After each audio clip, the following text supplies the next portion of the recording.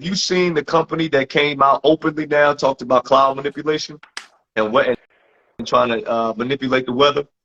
Yeah, they've been doing that in Dubai for years now. They fly Yeah, planes yeah, up there because it's such an arid country that they seed the clouds to help right, with rain and precipitation and everything because they're right. out in the desert. Yeah, that technology's been around for like 20 years. Yeah, yeah. So Um, what's interesting is that I brought up there was a company that came out recently, like openly talking about how they are like releasing sulfur, and which is interesting. mhm. They're like releasing like sulfur and stuff into the clouds and into the sky, trying to manipulate the weather, for various different reasons and causes. And people were talking about like, this is what I'm talking about. Nothing you know or see you can believe. You know what I mean? Like nothing is sacred. Nothing is believable. You know what I'm saying? Yeah, I mean, I would just be careful with like don't believe everything. I mean, there are believable things that happen. You just have to do some research Right, on it and stuff like that. When we were talking about it last week about like conspiracy theories and stuff like that, and right, it's the easiest way to undermine somebody's reputation is to label them as a conspiracy theorist. And the problem with that is like somebody will say something, and immediately everyone's like, well, that's not true. It can't possibly be true. We know the CIA just released documents, and they right, admitted that Lee Harvey Oswald had a connection to the CIA several months right, prior to the assassination, right? right. So for years, people have been saying that, oh, you're a conspiracy theorist, blah, blah, blah, and it just takes Right. time for all this stuff to come out. I would imagine that in the next 20 years, when all the documentation comes out with COVID, Yeah. probably even sooner than that, because people have had enough. People have enough about it. Um, so I think a lot of that information is going to start coming out a lot faster. Right. And the problem with today is because of social media, because of everything, you can just flood the internet with misinformation. It's not even disinformation at a certain point, just misinformation. People just don't know, and they start speaking on things that they have no idea about. Right. They have no experience in certain fields, or they don't have the actual technical knowledge, and they start talking. They're trying, but they just don't understand everything about it. Right. And so I think we're going to see an unprecedented level of misinformation alongside disinformation, just Right. to just because it's so easy to manipulate people, because we spend more time on our phones and our computers Right. and stuff than ever. And you're scrolling. You're scrolling. You're not reading articles. You're not watching entire videos. You get the first couple sentences of a headline and you jump at it. Right. Big thing that I saw earlier today was headline. The Belarus military is conscripting. They're building a military. They're about to stand their military up. How does that affect the war in Ukraine? Also, troops are moving to the border between Serbia and Kosovo again, just like they Right. did in the 90s. So what are these ramifications all over the world? Here in Baghdad, Right. we just passed the 3-year anniversary of us killing General Soleimani, the Iranian general who was sent here to lead a ground attack on the U.S. embassy. Right. So we were all kind of hanging out trying to see if they wanted to get froggy this year or not. And so all these world events are all based off of big things. One of our own personal theories is as soon as the U.S. gets drawn into a major conflict, we're probably going to be screwed here in the Middle East, Right. because we're not ready for it. Nobody's ready for another major conflict. Iraq and Afghanistan were major conflicts, but they Right. weren't conflicts in the sense of, in Iraq and Afghanistan both. In the beginning of the Afghanistan war, they essentially crushed the Taliban within several months, Right. 1 or 2 months, right? Same thing in Baghdad. Or in Iraq, they crushed the actual standing military in 6 weeks. They had taken Baghdad. So as far as fighting foreign armies, we haven't really fought a hard foreign army in a Right. long time. You know, and so are we prepared for that? It's way Yeah. different to get in there real fast, knock out the military, and then wage And a guerrilla right. war. So what's interesting is that I recently was watching Batman: The Dark Knight Rises, with Bane and all that. And I remember one of the things that he told Batman was he was like when they were fighting, he says, victory has defeated you. Mm-hmm. You basically you become so comfortable in your luxury that it has cost you your strength. You know what I'm saying? Yep.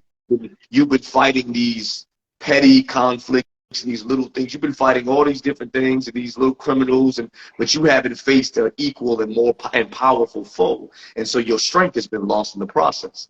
You know what I'm saying? And I think that I hate to think about it, but the reality is that we are moving, if we are not already there, we are moving rapidly into that space from a military standpoint. You know what I'm saying? If something were to break out with a real issue, like a real conflict. I wonder how weakened per se we have become. I think technologically, what's gonna save us is technology. Is the fact that we still have a very powerful Air Force and a very powerful Navy. As far as ground combat effectiveness, the wider scale of when they look at the military and they see military people doing like TikToks and stuff like that, like your combat arms are still training. Right. We still have one of the best special forces in the entire world. And I worked with guys that are, former special forces, and just listen. And these guys got out recently, like within the last 5 or 6 years. Right. So that generation of elite people is still passing on the knowledge. They're still working with these guys. I think at your regular, like my level, the infantry level, are they softer? I don't know. I haven't been training with them, man. I mean, I can sit here and talk shit about them because they don't have the combat experience that we have, because our generation got older. Right. We're sitting here on contract. We're getting these guys in who are in their early 20s, dude. They weren't even alive when the war started. That's crazy to think about, right? They didn't get the opportunity to go and fight, because most of the major fighting was over by 2012, 13, 14 in Afghanistan, and then it was done for your major ground actions that we were used to doing earlier in the war and even before that. So it's not about any fault of their own. And then our generation we're the ones that are in charge now. They're the ones that are getting out of the military at this point. I'd be 2-3 years from retirement right now if I would have stayed in.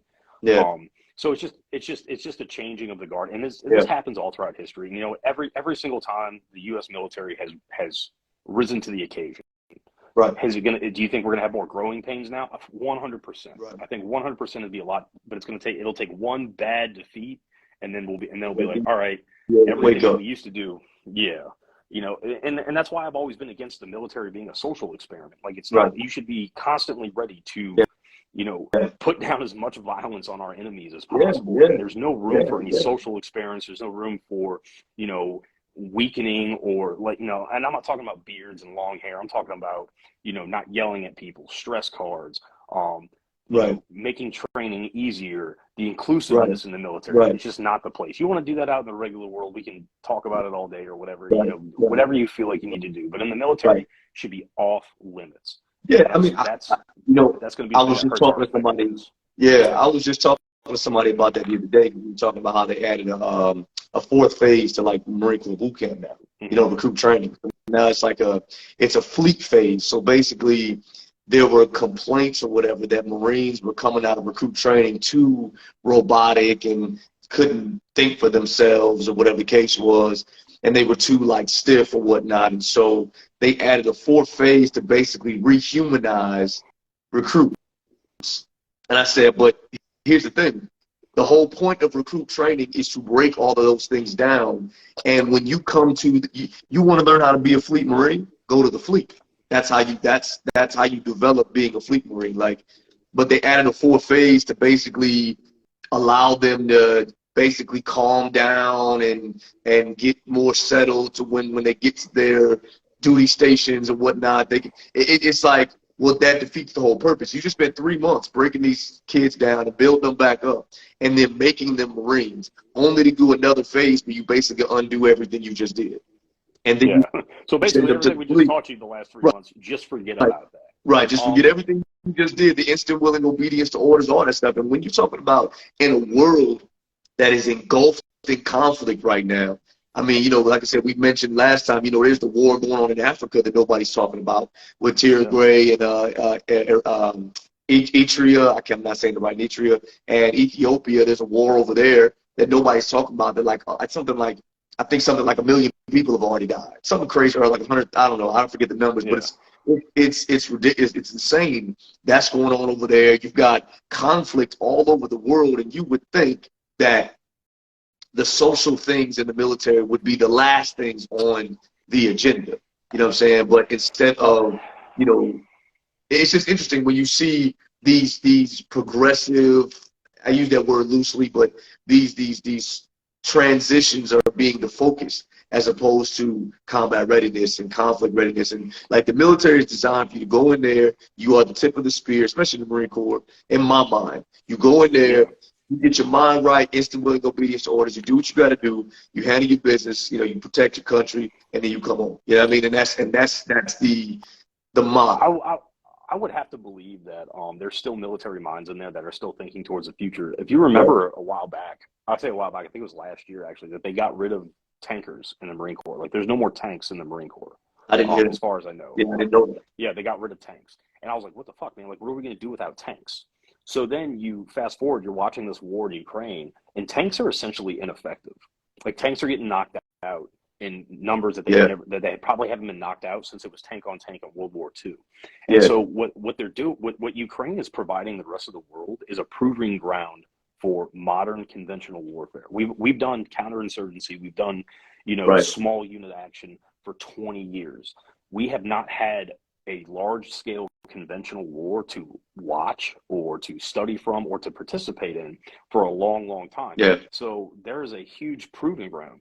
One of the things that the U.S. is learning very quickly is how do we sustain troops on the other side of the world in a conventional war. It's one thing to sustain us during the war on terror. That was a much different conflict. So only in the beginning of the war were they dealing with these large-scale logistical issues of getting all of our equipment, getting all of our people over to Iraq or, the surrounding countries to prepare for the invasion, and then in the first phases of the war. Right. So this is giving us the U.S. military, especially the logistics strain, because we're supplying a lot of those arms and armament to the Ukrainian military, and to let them basically practice what they would do to supply our own troops is actually a pretty good way to look at it. And like I said about the tanks, I would have never thought. I was mad. Like, why would you get rid of our tanks? Right. I've been looking at modern warfare.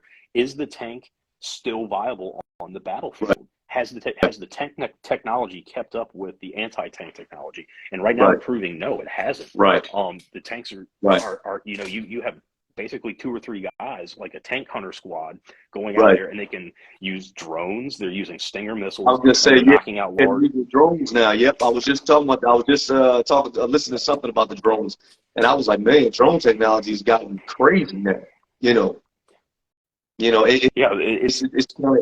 It's an interesting concept when you think about it. Like technology definitely has its. It's so funny how it's a double-edged sword. Like technology has such its advantages, but then at the same time it becomes a disadvantage when we become dependent. You know what I mean? And so it's so interesting when you look at it. Mm-hmm. Yeah, no, it's crazy to see how far everything has come. I remember being excited that I got to take an iPod with me to Iraq, and it was like a 4 gig iPod. Yeah. Like, fuck, I got 1,000 songs. This is great. And now, like, I'm sitting in Baghdad on my cell phone. You know what I'm saying? Right. Like having a live conversation. Like 20 years ago, I'm like, that's never gonna happen. They'll never let us do that. You remember the little like Nextel the little Nextel phones? Did y'all get those? No, we got some sat phones. Sat phone, yeah. So we had I got like, cause I came in a little later than you did, so I got a little Nextel little phone that you can like text on. Like it was like a little literally like one of them little Pebble Nextel joints, and it had like 10 numbers in it. It had like the emergency, if you see something, whatever the case is, you got to make that call. You could call you had your little you had your mask on, everybody on there. Like it was kind of sweet. It was like, okay, that's pretty tight, so technology. No, I mean it's crazy how fast it went, because it's like we keep hitting like these little spurts of like they come up with something and then they just run with it, and it's it's super fast. I'm just hoping they come out with some kind of universal internet that will work everywhere, because like this whole data thing is really especially out here. Like, but you and I both know that the only reason that a lot of this stuff is not readily available is because of control, because of money. Because I control this region, these towers, this kind of stuff. I mean, the reality is, if we really wanted to, we could set up, 200 major towers or whatever the case is, and it could cover all the internet in the world if we really wanted to. Because as long as people can make money off of it. Yeah, as long as you're right, there's money. It's actually it really boils down to a lot of the resources and things that are hoarded or whatever the case is. It's all because of money and control. You know what I mean? You figure like I'll tell you one that bothers me, and I find this very interesting, and this actually ties into like some of the stuff I wanted to mention, was so with housing, right? So like, they have all the zoning and the codes and all that kind of stuff for what you can and can't build in certain land, in certain spaces.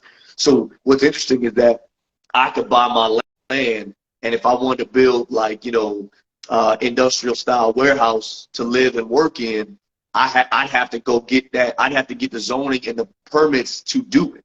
Like I can't just build what I want on my land. I have to get approval from the city to allow me to build my place on my land.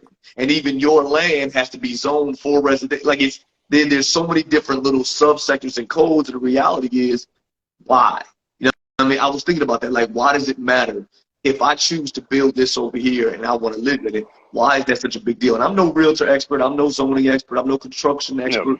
But to me, it seems a little bit, because you figure you go back in the day, you had your land, and I could build whatever I want on it. And then as long as I pay my taxes, y'all leave me alone. You know what I mean? But now it's, there's so, like, if you buy a warehouse and you decide to renovate it and live in it, you have to get approval from the city to do that. It's 100% a control thing, and as long and it's two-faced. It's control, and then it's money marketing. Right. It's the same scope of healthcare. Are there a lot of diseases that we probably have the cure for, or we could cure? Absolutely, 100%. But are they? No, because somehow these pharmaceutical companies are making so much money from everything that it's way more profitable to have sick people that continue to need to be treatment than it is to just go ahead and cure the disease. In my regular mind, I'm like, hey, like we could cure them, and there's always going to be new diseases, but like that's just not the way medicine works, because it has moved away from a patient care aspect into a customer service, and now businesses are running the customer service. I learned a lot about how like Medicare and Medicaid and everything worked when I was a paramedic, because I had questions, like why do we bring certain people to certain hospitals due to insurance and blah, blah, blah, blah. And it comes down to a money thing.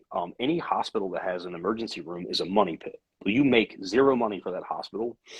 You make zero money for that hospital if you have an emergency room, because you're not getting reimbursed. People wonder why healthcare is so high. And there's actually more than one factor that goes into it. One, yes, insurance is absolutely ridiculous. One way to alleviate that would probably be to allow people to buy insurance across state lines, and shop around for the best thing. You want as many people providing a product as possible, because that makes the product quality go up, and it makes the price go down for the consumer. Two is the way Medicaid works. So Medicaid works is basically it's like an everything you want out of the ER card. All right. They're only allowed so many doctor visits a year, but you can go to the ER unlimited times, paid for by the state. You get admitted to the hospital, paid for by the state. Anything you need, paid for by the state when it comes to your health care, right? So, but the way it works is they don't just reimburse the hospital for that money. So if you take an ambulance ride, let's say your ambulance ride is $1,000. You go to the ER, you rack up a $3,000 ER bill. You get admitted and you spend $50,000 on your procedures and stuff like that. So we'll say we're somewhere around $55,000, right? Ballpark. Medicaid will look at that. They will look at the survey, because now people get surveys about their care, not like their medical care, about like how people treated them as human beings, and they can give them a bad rating. And then Medicaid will look at all this and be like, okay, well, that's a $55,000 bill. We're only going to give you $10,000, and the hospital has to eat that cost. So that's one of the reasons why everything in healthcare is so high. Everything is so high. People are like, why does it cost $2,000 for a saline bag? Well, a couple of factors that go into that. One, we're not getting reimbursed for every saline bag that we use.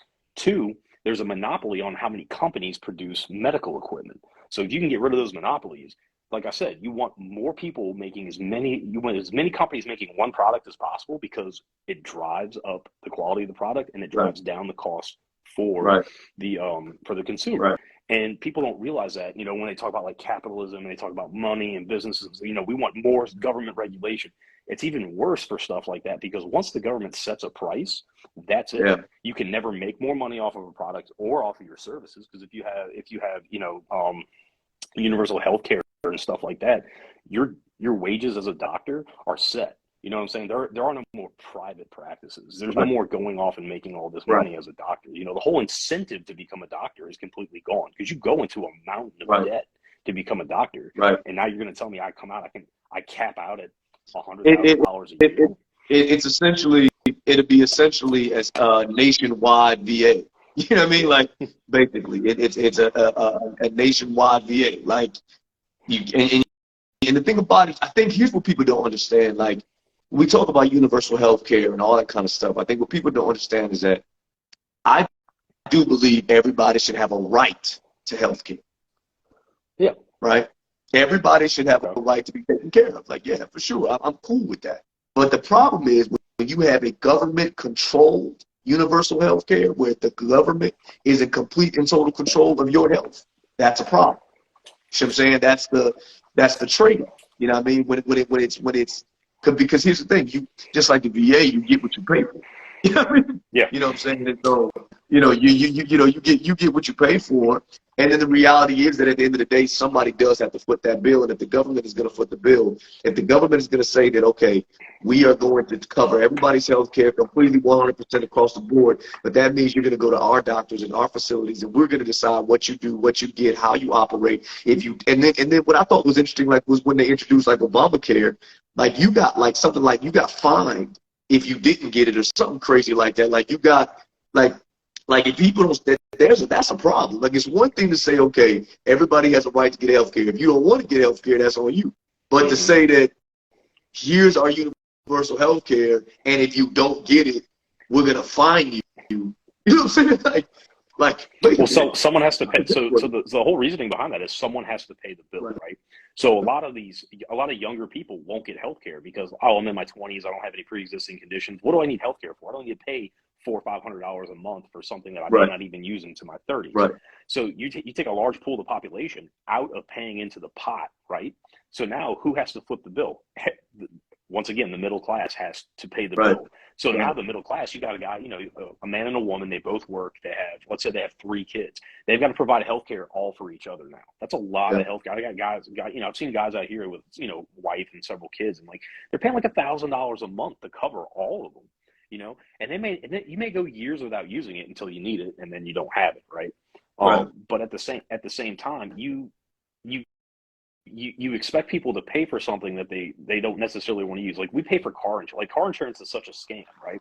Because I'm paying every month over these years. I may go years without having an accident.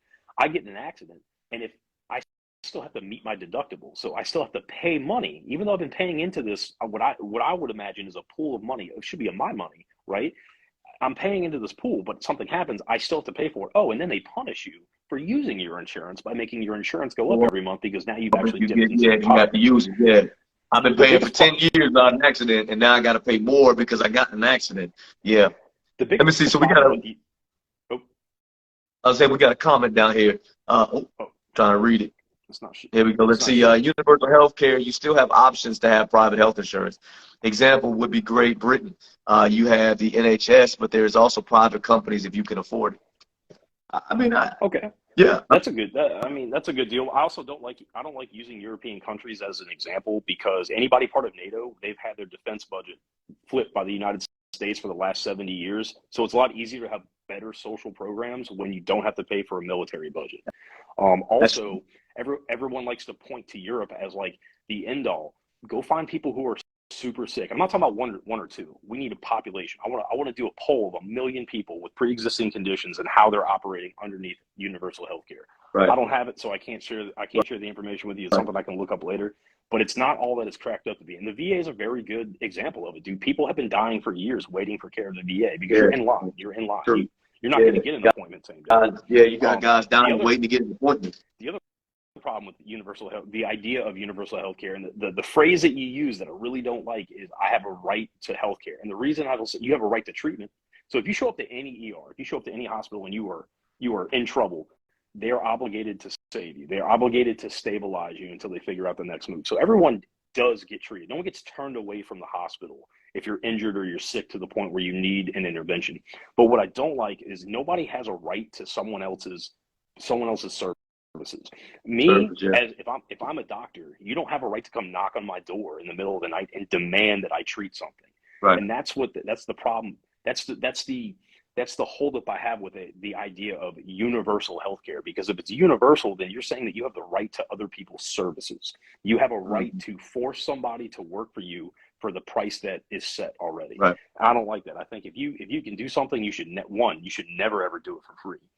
And 2, no one has a right to make you do anything against your will. Right. Right. So when it comes to universal healthcare, is there a middle ground? Yeah, I'm not so crazy to believe that everybody should just be left to fend for themselves. There is something we can all do. Do I have an answer? I don't have an answer right now. It's not something I put up.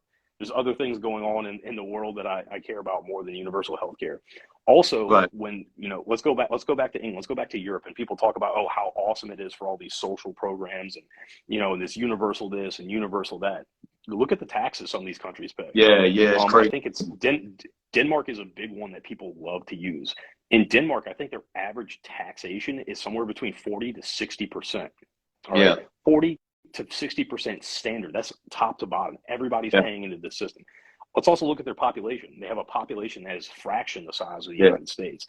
That right there, that's a lot easier to provide all these programs for. If you have a 20 million person and 15 million people are paying into the system, you're going to have amazing social programs. Let's look at the health of these European countries. We are for a first world country, we are so unhealthy in this. We have so many people that are just obese and heart disease because we smoke and we eat shitty food all the time.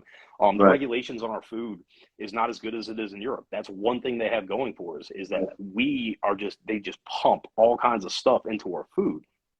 So you're also going to take a population of 360 million last year or something like that. Well, ballpark error. Compare that to a country of 20 million, and then compare it to a country where most of our citizens, the majority of our citizens, don't pay taxes. Right. It's pretty close. I think it's somewhere around only 55% of the U.S. pays federal taxes every year, right? But so now you want basically. But they do it, and a lot of it is done legally though. There's so many loopholes and things and tax codes you can use to get out of paying taxes. Now, Fisher 1922 made a good point, said you had a good point about how the population, the budget is different, and saying that in the U.S. it would cost exponentially more to try to do a universal system that way. I mean, they already talked about when the new administration had just come in, before they were coming in, they had proposed the tax changes, and they were talking about raising taxes for anybody over 400,000 to 60%. And I was just it's crazy. That's insane. That's insane. That's insane. Like when you, in order to, because think about it, they're talking about universal health care, free education, all that kind of stuff. Here's my thing. Now, me personally, I do think education can get a little hairy with money. I do think to an extent it can be a bit, sometimes it can be a bit exorbitant. You know what I mean? I think in some ways, when you find yourself getting a psychology degree, you go $150,000 a day. You know what I mean? It's like, I do think some of that can get a little out of control. Mm-hmm. But I also don't believe in free education, because you're paying for someone who studied their lives. You're paying for services, for buildings, for facilities. I mean, it's not just like, oh, well, because people get this idea that, oh, well, we have money, we should be able to pay for everything. Why do I have to pay for anything? Well, that's not real life. I mean, that's delusion. I mean, it's the same thing as like a kid growing up with a parent that spoils them and says, you don't ever have to do anything for yourself. I mean, you don't have to pay for anything. You don't have to learn nothing. Like you create a generation of monsters that way. And I think that, so you're saying that, if you want universal free everything, the question becomes, how is it that what if you were the teacher? I mean, what if you were on the other side? See, it's always the people on the receiving side, and typically it's the low income or poor people that are talking about this kind of stuff, because that's what they did. I mean, look at the old countries. You look at some of these other countries that fell into communism and totalitarianism and all that. Think about it. It was framed specifically targeting this poor people, saying, we are here for you. This is for your help and your safety, and we'll take care of it, and we'll cover it all, and it's all good. But what you're realizing is, while you put your hands out to receive all of these things in your way of life and well-being, they're putting the chains on your feet. You know what I mean? And so there's so much more to it than just, oh, everything should be free. Ain't nothing in life free. What you got, Fisher 22? What's he got? I can't see any comments. Oh, okay. Okay. All right. So we got Fisher 922. We let our education system go to crap. I don't curse, y'all, just so y'all know. Because that's my job, guys. Right. Because of for-profit companies, you should pay for it, but not a 7,000% upcharge. Yeah, I agree with you. Yeah. He makes a really good point, and I agree with that. So obviously a business should be able to charge whatever they want for their product, and then people buy it if they want it. That's the way free market works. Right. If you sell a product too high and someone else makes the same product at a lower price, you're going to get put out of business. As long as there's no monopolies. Obviously, it's not perfect right now. We have too many monopolies. Blah blah blah. However, Right. when it comes to private education, if you're willing to pay for it, then yeah, go off and pay whatever you want. Use your own money. You shouldn't be using other people's money. Use your own money. Right. But we've come to a point, I think COVID-19, with all the lockdowns and all the online school, has shown just how ridiculous college has become. I got my entire, I use the GI Bill, but I got my entire degree online. Why not just go online? You're getting the same material. You can go at your own pace.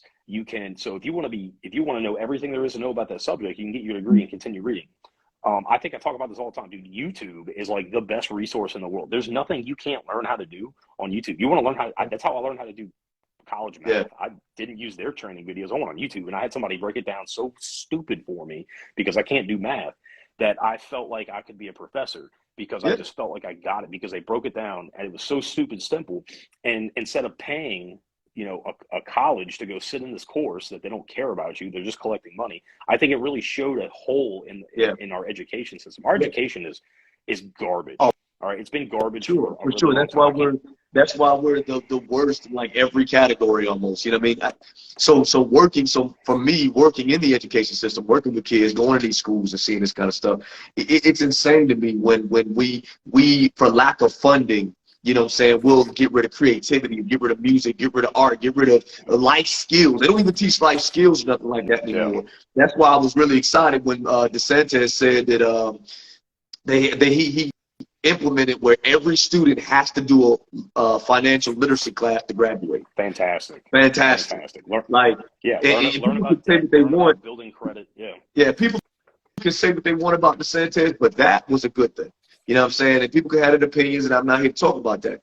But what I will say is this: being in the education system, I think it is the education system to me is one of the greatest travesties in our society, because the education system is what prepares the next generation for the next generation. You see what I'm saying? You figure school, you remember the universities and schools were specifically created in the very beginning as means of discussion about ideas, theology. It was really established by the religious organizations to talk theology. And you even go before that, you go into Greece, and they used to sit around in the Parthenon. I know what you're talking about. I can't remember the word. And young people, old people would sit around and discuss ideas. They would discuss they discuss philosophy, all that kind of stuff, And they had the same thing in ancient Asian culture. They would sit around, they would discuss these different cultures and ideologies and things. And I think as time progressed, the Socratic circle. You think about it, we still teach in that method, you know what I'm saying? But unfortunately, I think the motive has been lost. The focus has been lost. Remember, the whole idea was to teach us and challenge us on how to think. But now it's just a factory pumping kids out, teaching them what to think. You figure, I know here in Florida, and as I said, I love kids. I love my state, but I can tell you right now, being in the education system, it's become a test farm. These kids come in. As long as you can think about this, as long as you can pass the FSA or the standardized test, they can fail all their classes. That's mind blowing to me. You can fail all your classes, but as long as you pass this FSA, and then when they teach you to pass the FSA or whatever the test, it used to be the FCAT and all that stuff, and in Michigan they had the MEP test and all that. But it's all they're doing. They give you the answers, so you're really learning to regurgitate. You're learning to say it over. As long as you can repeat what I told you to say when you get on the test, then that gives you the stamp of approval as being certified and educated. That's crazy. And that's why you got these kids running around here that can't. You got these kids in 12th grade that can't read and can't write. It blows my mind. I remember I had a kid, and it broke my heart, man. I was running this program, and I remember this kid came to the door. I used to let all the kids from the neighborhood, come to the club, and we sign them in, and they would go and play basketball, and we have some fun, because I'd much rather than be in the club in my little club or whatever, like a boys and girls club and whatnot. than to be out on the street. You know what I'm saying? So I'm like, look, y'all come in here. I'll get your paperwork done. Just be in here. So they came. I remember this kid came in. I'll never forget this, bro. He comes in. One of my administrators, she was helping him do the paperwork, and he started throwing this fit. I mean, he's throwing the paper. He's like, this is stupid. I don't want to do this. I mean, just throwing a fit. I'm like, yo, what's up? What's the problem? What's the problem, my guy? Well, he's like, I don't want to do this. He's like sitting there, man. He's about 12 years old, 13, you know, give or take. And I remember my administrator came up to me and she says, hey, can I talk to you? And I said, what's up? She says, I'm going to be honest with you. I don't think he can read. You're talking about a 12, 13-year-old. He was like in the 8th grade or something like that. And I'm like, how did you get this far? How did they let you get, I mean, and I'm like I said, I hate to say it, but how did they allow you to get all the way to like the 7th and 8th grade and you can't read a basic paper that tells you to put your name? He couldn't write either. He could hardly read, wrote like a kindergartner. And mind you, and here's the thing, and this is a whole other thing, there are so many undiagnosed mental illnesses and things too, like learning disabilities that go unchecked and unlooked at because the school systems are either A, underappreciated, underfunded, and overwhelmed, so they just can't even keep up with it, or 2, they just don't care. And you get these kids that you wonder why these kids are throwing fits and losing their minds in school and acting up and all that kind of stuff. Half of them are doing it because A, they're bored because they're not challenged, or B, they can't do the basics. And so it's like, why would I even try if I can't read? I can't even read the basic book, and you want me to actually go do some work for real.